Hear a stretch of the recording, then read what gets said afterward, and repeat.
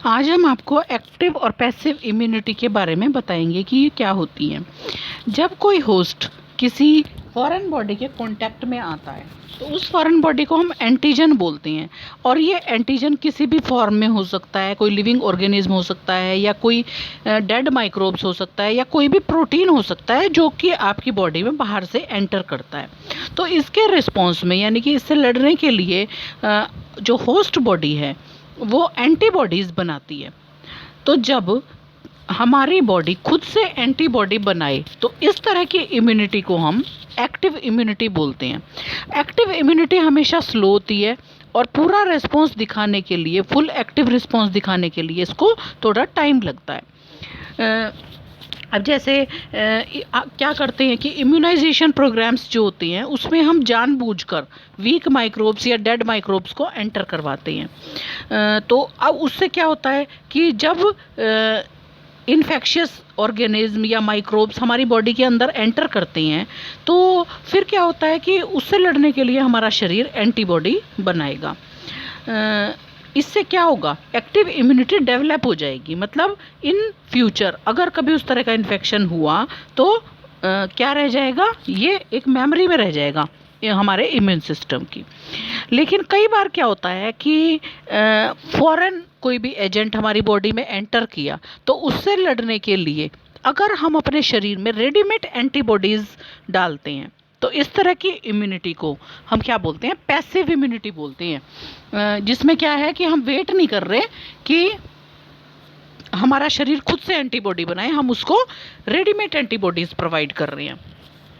इसी जैसे जो मदर मिल्क होता है तो न्यू बॉर्न बेबी को दिया जाता है, वो भी क्या है, वो भी एक पैसिव इम्यूनिटी का एग्जाम्पल है, क्योंकि वो उस बच्चे को कैसे दिया जा रहा है, बाहर से दिया जा रहा है। और शुरू के दिनों का जो मिल्क होता है उसको हम कोलोस्ट्रम बोलते हैं और उसके अंदर IgA टाइप की एंटीबॉडीज़ काफ़ी अमाउंट में पाई जाती हैं। इसके अलावा फीटस भी कुछ एंटीबॉडीज़ अपनी मदर की बॉडी से लेता है प्रेगनेंसी के टाइम पर, प्लेसेंटा के थ्रू ये जाता है। तो ये सभी पैसिव इम्यूनिटी के एग्जाम्पल होते हैं, क्योंकि ये हमको रेडीमेड फॉर्म में हमारे शरीर से बाहर से हमको मिले हैं। अब आता है वैक्सीनेशन और इम्यूनाइजेशन। तो ये क्या चीज़ है, देखो, इम्यूनाइजेशन या वैक्सीनेशन का जो प्रिंसिपल है वो हमारे इम्यून सिस्टम की मेमोरी पर डिपेंड करता है।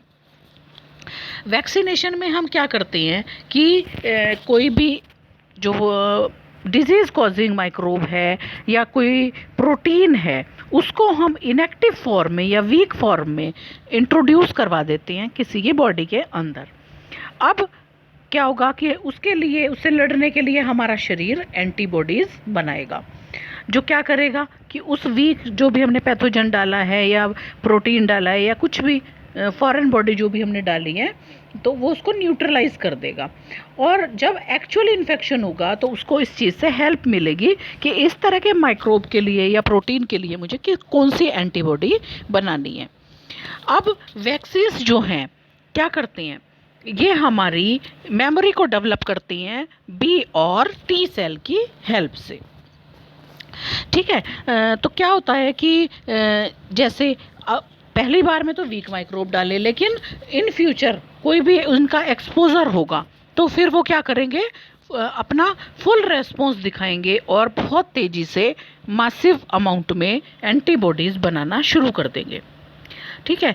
और कोई अगर किसी पर्सन को, अब एक अलग केस है कि अगर कोई पर्सन को किसी ऐसे माइक्रोब की उसके अंदर एंटर कर गया है जो डेडली है, मतलब उसके लिए उसकी जान पे बन सकती है, तो फिर उस केस में हम क्या करते हैं कि हम वेट नहीं करते, हम क्या करते हैं, डायरेक्टली इंजेक्ट कर देते हैं परफॉर्म्ड एंटीबॉडीज़ को, बनी बनाई एंटीबॉडीज़ को, एंटीटॉक्सिन्स को उसकी बॉडी में एंटर करवा देते हैं। और ये किस केस में, जैसे एग्जांपल के लिए स्नेक बाइट का केस है, तो स्नेक बाइट के केस में हम वेट नहीं करेंगे और क्या करेंगे कि रेडीमेड एंटीबॉडीज़ को पेशेंट को दे देंगे। या फिर टिटनस के केस में भी ऐसा ही किया जाता है। तो ये सभी क्या हैं, जो ये एग्जाम्पल लिए हैं ये हमारे पैसिव इम्यूनिटी या इम्यूनाइजेशन के अंदर आते हैं, क्योंकि इसमें हमने रेडीमेड एंटीबॉडीज़ उस पर्सन को प्रोवाइड की हैं।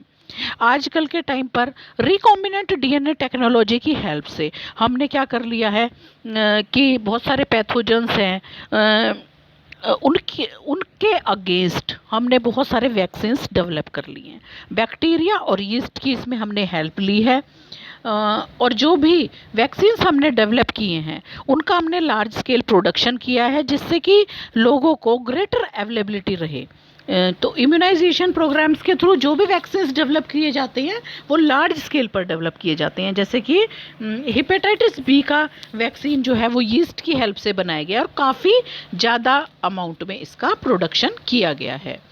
तो आज के टॉपिक में हम इतना ही करेंगे, कल आपको एलर्जी के बारे में बताएंगे।